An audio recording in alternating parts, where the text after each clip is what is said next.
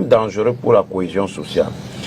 Quand quelqu'un vient dire sur un plateau que je voulais acheter un terrain à l'ouest, je n'ai pas pu. Non, une maison même en plus. Non, je commence par le grand frère avant d'arriver sur lui.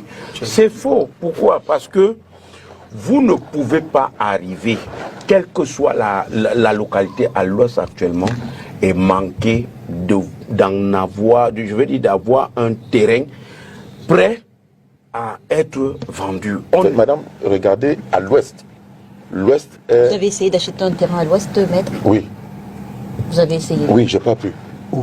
En fait, je ne voulais même pas acheter. Comment Azébazé dit Yé? Allez-y, maître, allez-y. Voilà même la preuve du tribalisme sur le plateau. Comment ça? Et puis tu ne me laisses même pas parler. Allez-y, maître. Non, je dis que je me suis... Vous avez essayé ou pas d'acheter le terrain? J'ai essayé d'acheter le terrain à l'ouest. Où exactement à l'ouest? Non, laissez, madame. À Bafoussam. Au quartier Famla. Au quartier Famla, oui. Au Famla. Qui était votre interlocuteur? J'ai essayé, je vous ai dit, madame. J'étais même pas seul. D'accord. Et le seul frein à ça, c'était que je n'étais pas un Bamileke. C'est une vérité, madame. On vous l'a dit, maître. Oui, on vous l'a dit oui. nommément que, Oui. que vous n'êtes pas un Bamileke. C'est-à-dire que les intermédiaires, oui. Les intermédiaires. Vous savez que c'est grave quand même ce que vous dites, maître. Non, mais je vous le dis. D'accord. Je vous le dis. Sur le plateau. Je vous le dis. En plus, j'ai même un ami, ingénieur agronome, qui a travaillé à l'Ouest pendant près de 15 ans.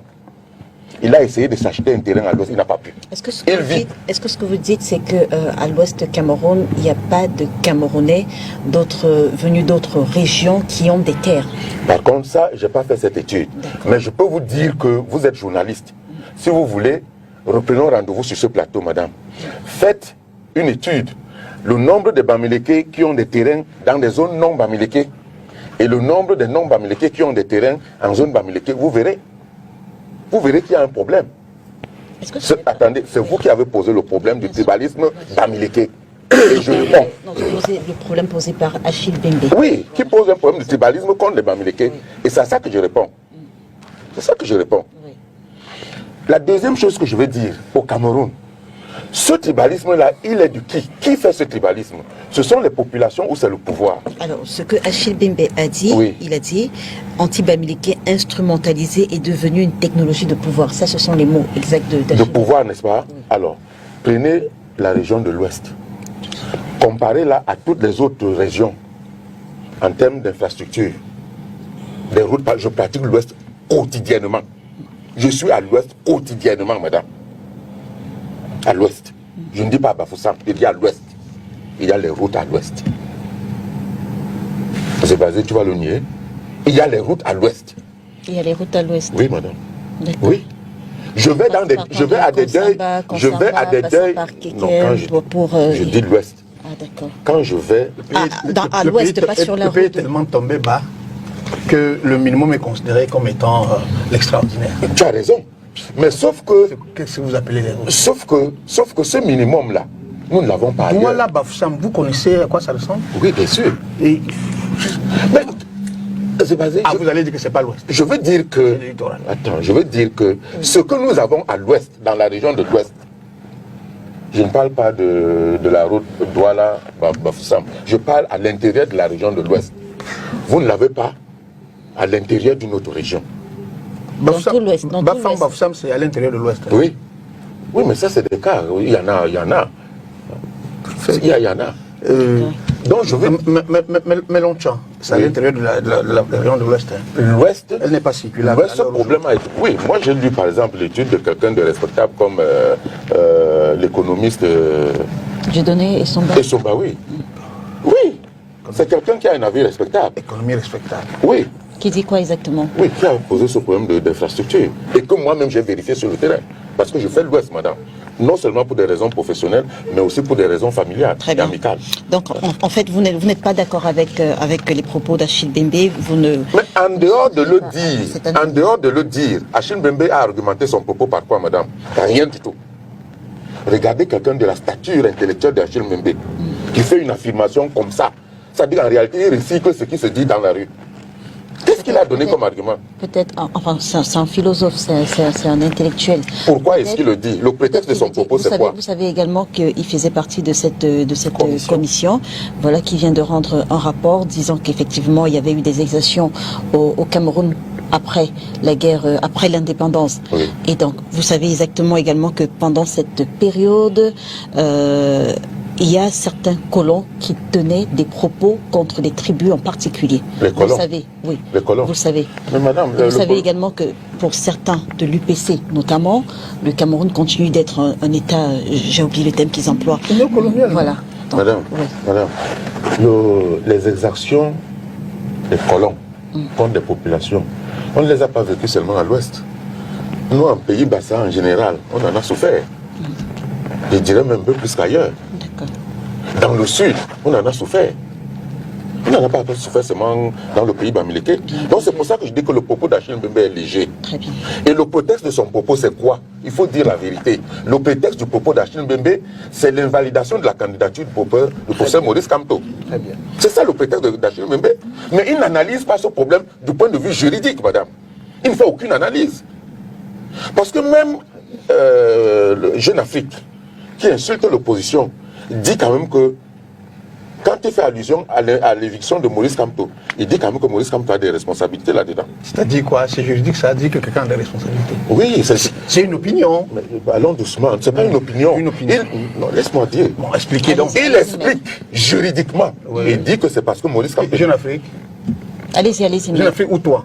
Jeune Afrique. Ok. Jeune Afrique. D'accord, allez-y. Jeune Afrique dit que Maurice Kamto a une part de responsabilité parce qu'il n'est pas à l'élection, il n'est pas allé à l'élection législative et les deux municipales de 2020. Et c'est la condition pour être candidat à l'élection présidentielle. C'est la condition pour aller à l'élection présidentielle. Tu es avocat. Madame Léla. Madame Tu es Léla. avocat. Alex. Tu pratiques le code électoral camerounais. Alex. Maître. Non. Alex, Ne faisons pas croire à l'opinion que les anciennes balancées. Juste après, Pardon? juste après lui, juste Qu'est-ce que après ça veut lui, dire? vous prendrez la parole. Non. Terminez, maître, allez-y. Ça fait 30 minutes là. On est. Oui, oui, ça fait terminez, pas de maître, ça. terminez, Non, maître. c'est 30 terminez. minutes. Je parle pas pendant 30 Allez-y, minutes. allez-y. Je dis que, Oui, je dis que oui. nos instruments juridiques prévoient que pour être candidat, dans une certaine mesure, il faut avoir des élus.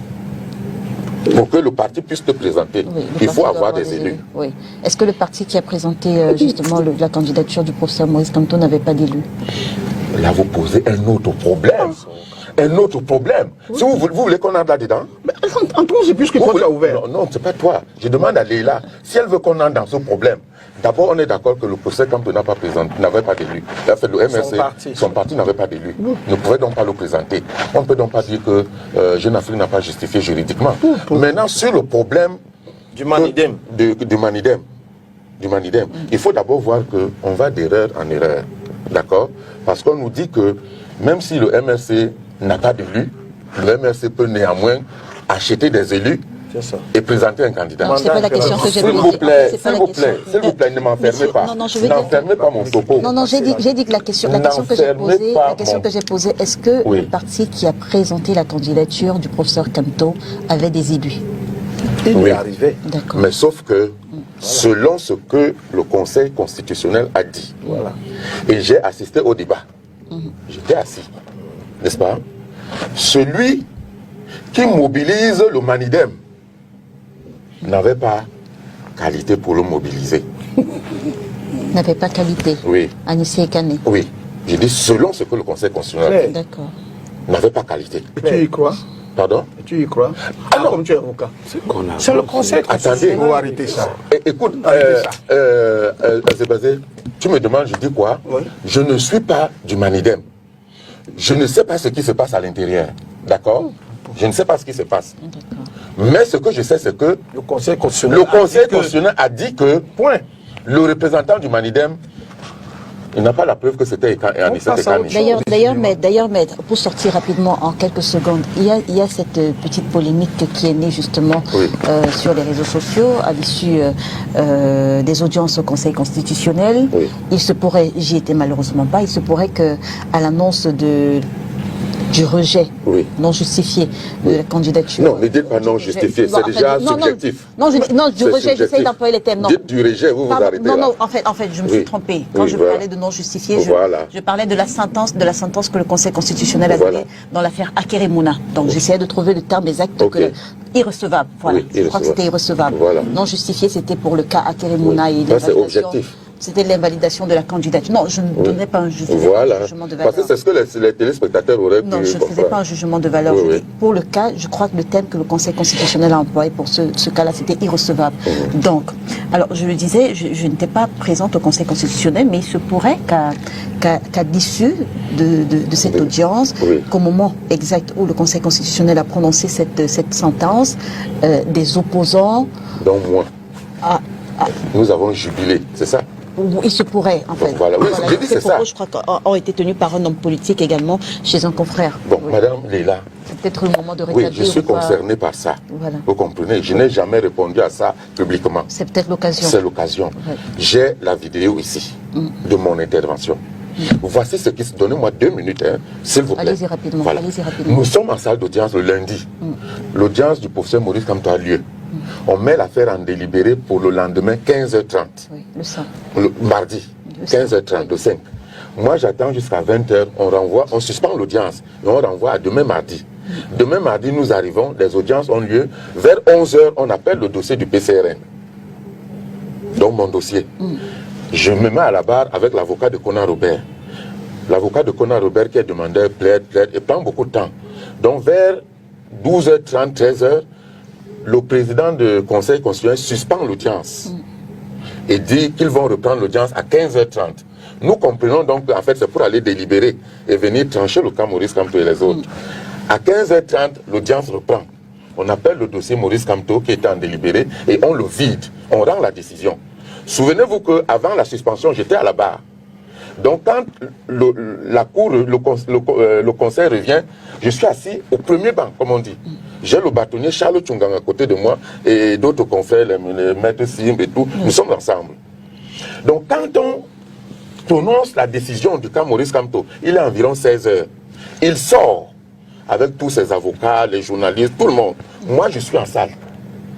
Je ne sors pas parce qu'on peut appeler mon dossier à tout moment. Après lui, on appelle l'UPC. On vide. On appelle le parti, je crois, de Paul-Éric Kinguet. On vide. Et puis c'est mon dossier.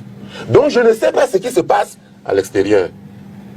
Mon dossier est donc rappelé vers les coups de 17h, 18h. Et on redonne la parole au conseil de Conan Robert, qui reprend ses plaidoiries. Et après on me passe la parole, je plaide, et séance tenante, on rend la décision. Il est vers 19h30 déjà. Je sors, et les journalistes, une vingtaine de journalistes, m'entourent, m'assaillent, et me tendent le micro pour me demander mes impressions.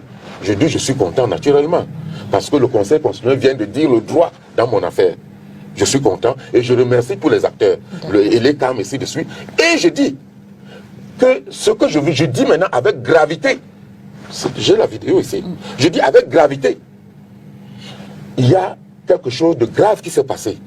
Je ne me prononce pas en tant qu'avocat, parce que l'avocat se prononce sur la base d'un dossier. Dans le cas Maurice Kamto, je ne peux pas dire si le Conseil constitutionnel a raison ou tort. Je n'ai pas le dossier. Mais en tant que militant politique, je déplore l'absence du professeur Kamto à l'élection présidentielle. Et on m'a lynché en disant que j'ai jubilé. On a publié ma photo et tout. J'ai la vidéo, je vais vous l'envoyer.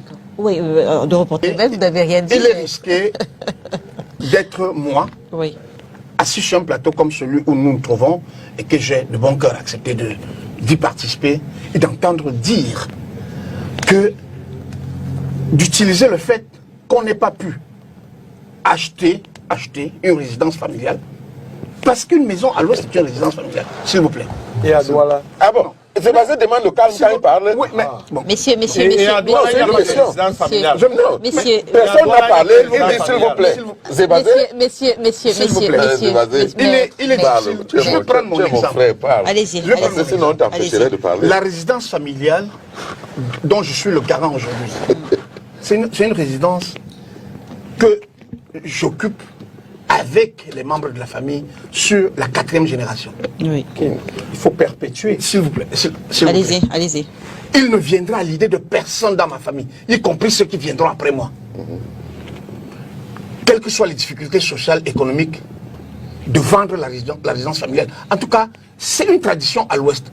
Si préserver, comment je vais dire, les outils historiques de la mémoire de nos parents, c'est être tribaliste, l'autre là, j'assume. Non, grand frère, c'était une maison quelconque. C'était un bureau. Bon, c'est toi qui dis que c'était une maison quelconque. Entouré d'un J'en sais rien. Allez-y. C'est toi qui Allez-y. Un salon et puis une véranda. Il n'avait pas mis sa maison en vente.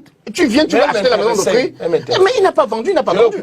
J'aurais compris que tu dises qu'il y a une maison qu'on vendait, tu t'es présenté, on a dit, quel vessie là, il est Bassa, parce que c'est ça qu'il y a derrière ta tête là. Non, je n'ai pas. On ne vend pas la maison là au Bassa. Moi, je vous dis, si toi tu veux un terrain, moi, je t'en vends à l'Ouest. Ah Chez bon? moi. On prend, à Bafou. on s'engage. On prend rendez-vous. Moi, je veux un terrain. Mais bien sûr que tu me payes le prix et si tu penses que c'était utile. Parce que si tu vas me demander un terrain dans la ville de Tchang, moi je n'en ai pas.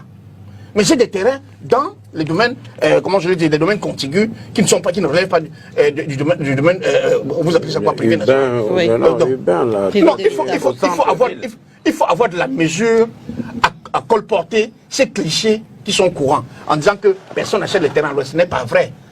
Au centre de la ville, autour de l'université de Tchang, si je vous dis le nombre de terrains dont les propriétaires sont des Camerounais de différentes origines. Dis-nous, puisqu'on est là pour ça. S'il vous plaît. Non, dis-nous, Zébazé. Je vous dis, Donc, allez prendre le registre si tu veux. Ah, donc tu n'as pas.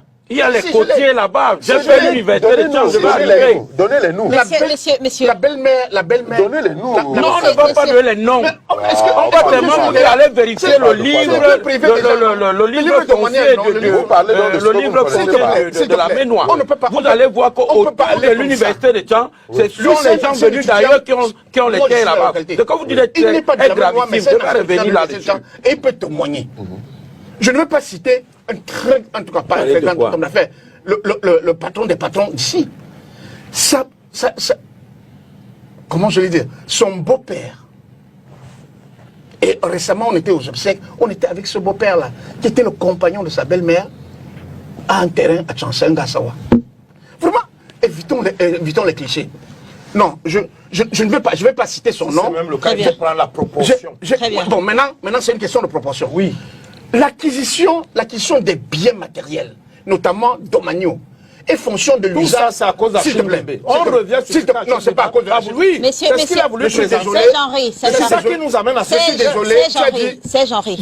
Nous permettons sur un plateau de télévision au Cameroun de dire parce que Achille Mbembe, que nous connaissons tous, a dit une chose avec sa gouaille d'universitaire, pas seulement universitaire, d'intellectuel, pas seulement d'intellectuel, mais de l'un des intellectuels. Nous n'en avons pas 10 au Cameroun. Même s'il était le seul. S'il te plaît, nous n'en avons pas 10 de ce niveau-là. Respectons un peu les autres. Je pense qu'il serait bon... Il faut respecter tout ce qu'il dit. Il serait bon d'avoir... Il faut respecter tout ce qu'il dit. Je n'ai pas dit que c'est une parole. Il serait bon d'avoir une discussion avec lui. Maintenant, il y a une chose que toi, tu as dit, Maître Bébé, autour de cette question. Tu allais parler de la cause, j'allais dire, du déclencheur. Achille Mbembe ne peut pas parler uniquement parce qu'on aurait écarté la candidature de Maurice Kamto. Il se trouve que sur cette question-là, toutes les personnes qui n'ont pas un intérêt politique particulier ont de bonnes raisons de penser, en tout cas, de conclure, je n'ai pas dit de penser, de conclure que l'éviction de Maurice Kamto pour cette élection-ci, parce qu'il a été candidat à l'élection présidentielle en 2018, a à voir au moins avec deux facteurs. Un, la personnalité du concerné, qui depuis 2018 s'est énormément investi pour être en position de force en arrivant à l'élection présidentielle.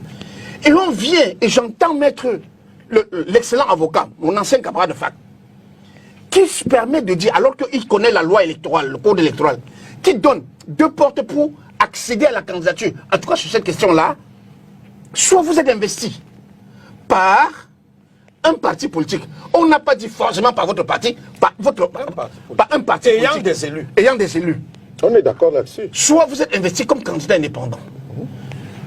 Kamto, en tout cas, l'individu Kamto a fait le choix, parce qu'il avait la possibilité, contrairement à ce que j'entends certains dire, il avait la possibilité de se faire investir par son parti qui s'appelle le MRC, quitte à ce que le résultat soit le même que celui qu'on a vu là, c'est-à-dire que la tour de piste, comme on appelait les cours constitutionnels au Gabon, c'est-à-dire que le résultat pense toujours d'un même côté, décrète que parce que vous n'avez pas été aux élections, parce que votre parti, le MRC, n'a pas été aux élections, tout élu ayant rejoint cette partie-là ne vous appartient pas. Parce que ce discours-là qu'ils tiennent, ils n'ont pas choisi cette voie-là en disant qu'ils sont prudents. Ils sont allés se faire investir. Il est allé se faire investir, je parle lui de Kamto, par un parti qui a des élus. Oui, la loi n'a pas dit on est d'accord, mais dis la vérité. La loi n'a pas dit mais dis la vérité. La loi ne précise pas le nombre d'élus, mais oui. Non, la vérité, c'est qu'on ne dit même pas... Non. La loi ne dit même pas que... La loi ne dit même pas que... La loi ne dit pas qu'il faut avoir des élus. La loi dit que le parti doit être représenté dans les assemblées électives. Ce qui veut dire avoir des élus. Voilà ce que la loi dit. Doit être représenté dans les assemblées. Donc même si la personne présumée assurer votre représentation est nommée. Oui. Comme je vois les sénateurs qui sont nommés par décret. Oui. Exemple de l'UPC, exemple de l'ANDP. Allez-y rapidement. Vous êtes représentés. Oui. Donc, quand j'ai fini de dire ça, il faut quand même sortir du je ne sais pas où pour considérer que comment je veux dire, le Conseil constitutionnel, à la suite des élections, pour fonder sa décision de rejet, de l'exclusion, de l'éviction, de quand de l'élection présidentielle, comment je le dis, utilise la prétendue pluralité de candidatures d'investiture par le Manilem, alors que le Conseil électoral, je préfère parler du Conseil électoral, et même le MINET, jusqu'à la veille du dépôt des candidatures, interagissait avec Ekane Anissé comme président national du Très bien, on ne va pas revenir sur cette question. Ce n'est pas parce que débat, c'est comment est-ce qu'on en arrive là. On ne va pas revenir sur cette question-là. Justement parce qu'il boycotte 2020. On ne va pas refaire ce débat. Oh, arrêtez ça. C'est Jean-Ri, on ne va pas refaire ce débat. Moi, je respecte les institutions de la République du Cameroun, mais personne n'interdit à un citoyen camerounais, y compris Achille Bembe, de donner son opinion sur les pratiques institutionnelles. C'est son opinion là que nous commentons. Et voilà, justement. Et donc chacun a le droit de donner son avis. Le sujet d'actualité que j'aurais... Il faut dire que ces intellectuels avaient leur cas. Merci, c'est Jean. Le sujet d'actualité que j'aurais... Moi, je m'attendais à ce qu'elle ait la connaissance à fibre sociale. C'est quand même d'entendre le ministre de développement urbain. On en parle tout de suite. C'est le sujet d'analyse. Non, le sujet d'entrée comme à tous les panélistes. Donc, en moto taxi. Il y a le problème sur la communication qui était à Douala. Bon, j'ai entendu des choses. On descend. Je vais revenir un mot sur ce que je Moi-même, je vais parler sur le sujet. Je vais revenir là-dessus. Voilà. Si vous voulez, on évacue ça avant de continuer. En 30 secondes. Oui. En 30 secondes. Oui. Attends, à quel sujet d'abord? À quel sujet? Lequel des deux? Non, sur l'élection, là, sur la candidature. Maître, ce débat, on l'a fait plusieurs fois, mais on l'a fait, ce débat, on l'a tenu encore et encore. Si vous vouliez dire quelque chose sur Achille Bembe, j'aurais permis parce que ça c'est nouveau. Mais le PS, la candidature du PCRN a été contestée par un type à qui le ministère de l'Intérieur avait reconnu la légalité. Les propos d'Achille. Rapidement, à moins d'une minute, maître. À moins d'une minute. Je vais m'efforcer. Oui, alors, je voudrais dire que ce que le représentant du RDPC et mon confrère aîné, maître Roger Bébé, ont dit tout à l'heure, pour moi, c'est pas vrai à beaucoup d'égards et c'est même dangereux pour la cohésion sociale. Quand quelqu'un vient dire sur un plateau que je voulais acheter un terrain à l'ouest, je sais pas plus. Non, une maison même en plus. Non, je commence par le grand frère avant d'arriver sur lui. C'est faux. Pourquoi? Parce que vous ne pouvez pas arriver, quelle que soit la localité à l'ouest actuellement, et manquer d'avoir un terrain prêt à être vendu. On ne regarde nullement votre faciès. À Bazou actuellement, il y a, je dis ce que vous pouvez vérifier là, il y a les anciens fonctionnaires, c'est-à-dire les enseignants dont la retraite les a retrouvés à Bazou, qui se sont installés, qui ne sont pas de Bazou, qui sont chez eux là-bas, donc à acheter les terres. À Baranté, les hommes en tenue, les fonctionnaires de police, je donne les précisions pour que vous ne vous perdez pas dans la recherche. Les fonctionnaires de police arrivant en retraite là-bas ont acheté des terres et sont devenus des grands cultivateurs abentis. J'ai pas, non. Écoutez, vous êtes venus sur ce plateau, vous avez dit, c'est difficile d'acheter un terrain à l'ouest parce qu'on va regarder. Je dis tout ça, c'est faux. Je dis tout ça. Je prends un exemple. À Bazou, le grand frère a demandé si vous voulez les terres, venez. Mais ne pensez pas que si par exemple chez moi, vous voulez les terres à Bazou, je vous amène en Djonta qui est ma concession et très loin du centre-ville. Vous allez croire qu'on ne va pas ouvrir et vous allez dire que non, je n'ai pas besoin, c'est loin du centre-ville. Mais autre chose, quand vous dites, Serge Henri, que vous avez voulu demander une maison pour votre... Non, pas demander, pour acheter, acquérir. Avoir été locataire une pendant maison. 4 ans. Oui, écoutez, votre droit de préemption, vous demandez même que c'est à vous qu'on vende si jamais c'était vendable.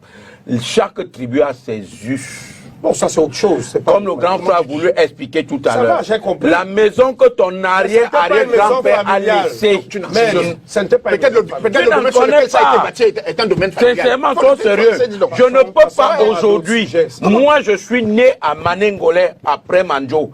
Notre maison y est encore. Je ne peux pas pour aucune maison aller là-bas dire qu'on va vendre ça.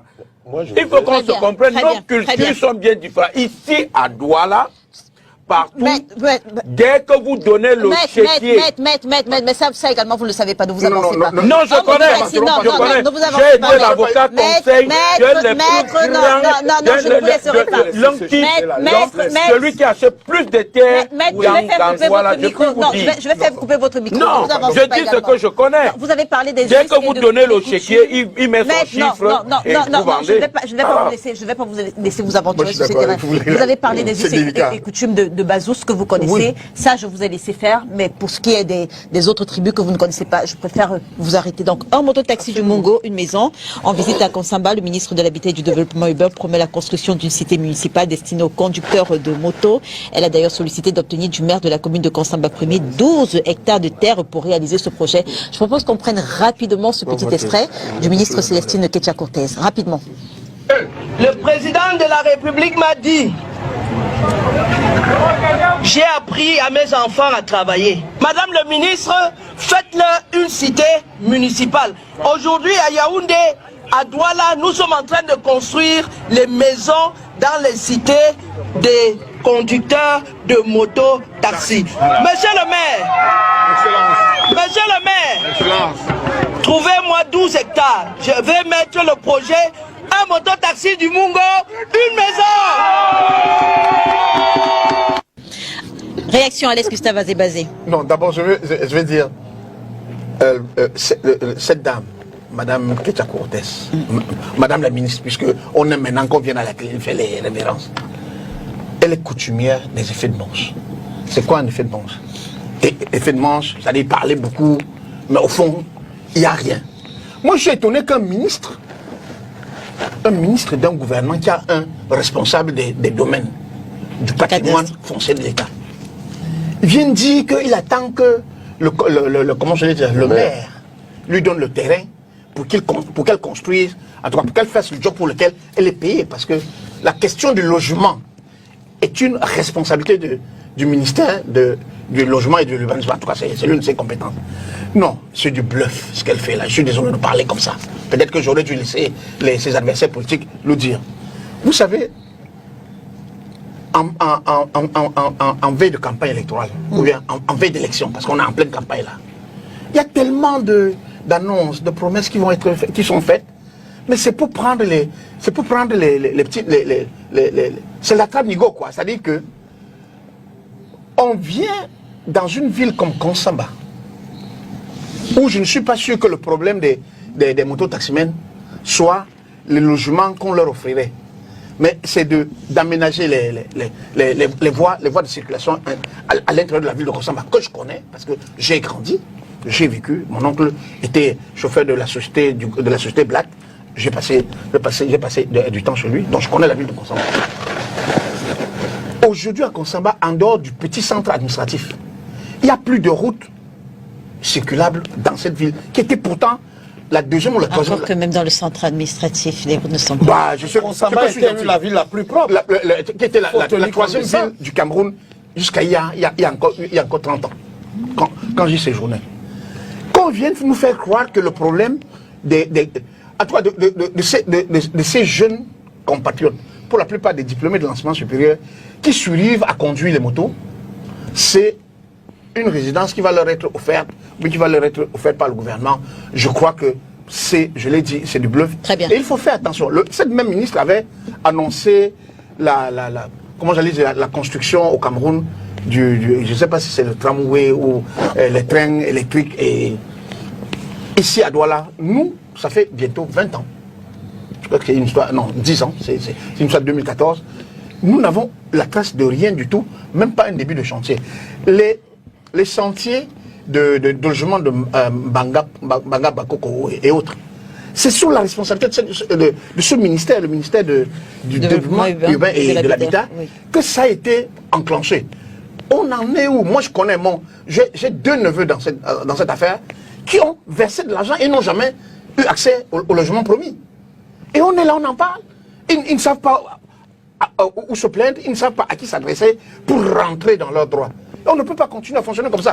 Moi, j'ai appris que... Si c'est le cas, ils doivent se rapprocher exactement du ministère. J'ai entendu... Non, mais on ne peut pas systématiquement demander aux citoyens qui ont répondu à un appel de l'État comment je vais dire, en payant ce qu'on leur a demandé, de passer leur temps à marcher pour accéder aux biens. Moi, j'ai appris que après que des demandeurs communs aient versé les sous, on a revendu les lotissements en question, les lotissements